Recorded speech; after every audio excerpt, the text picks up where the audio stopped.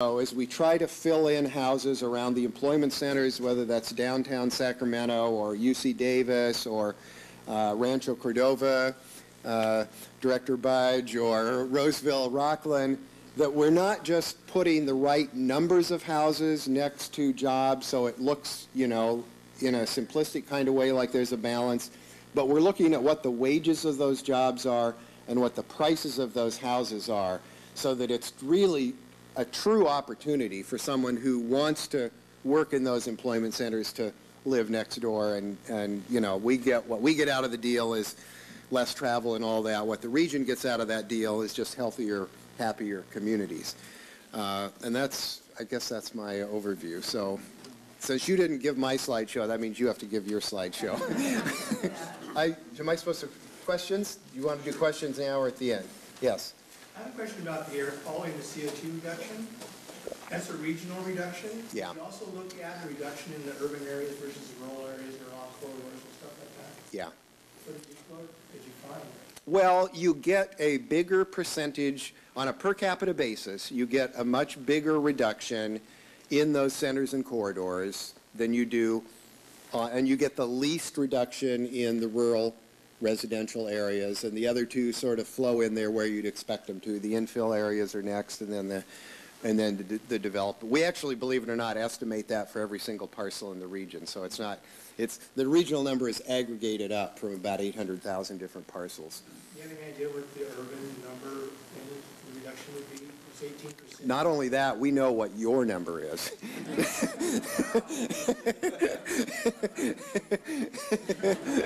I actually don't have that number off the top of my head, but we'll be happy to get it to you. Believe me, we got it. Yeah. It's still around that 18%.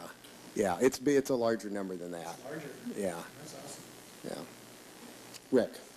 How does the preferred scenario of transit compare with the RT updated master plan?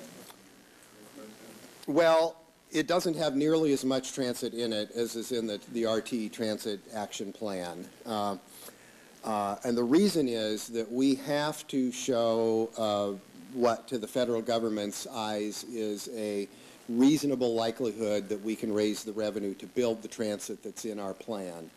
And so the RT's action plan is really not constrained by that financial budget. It's more of a vision than it's more of a vision.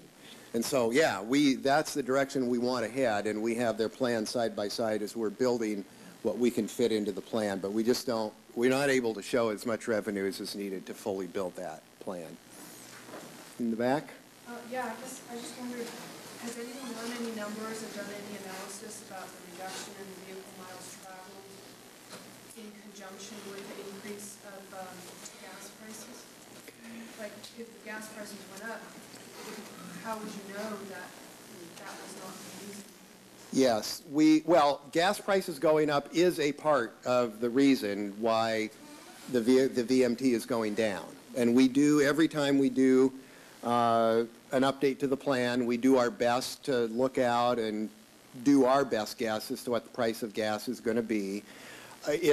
You know, you understand how it works. It's offset some by the strong increases in motor efficiency that are coming from the CAFE standards, which, you know, California led on that, and now the national government has adopted. And so there's not a one-to-one relationship there in terms of how the consumer experiences rising gas prices.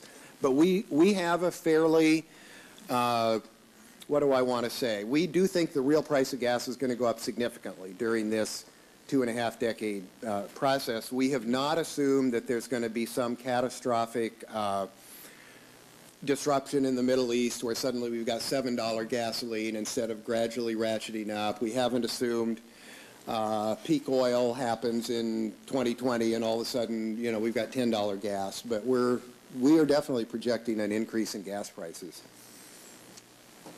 Yes, Clarence. Yeah. Have you looked at, in your demand for single family, you said you're doing a survey on what individuals want.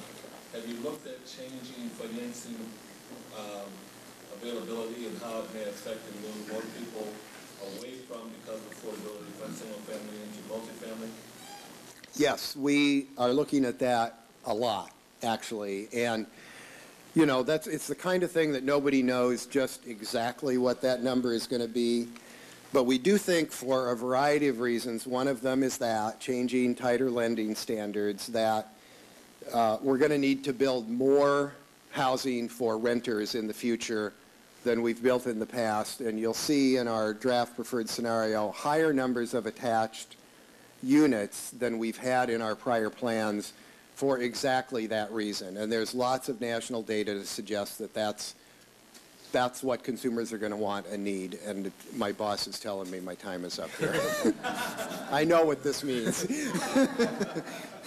We'd be happy to take more questions at the end, but we want to keep moving and make sure that we get everyone their time to present today. So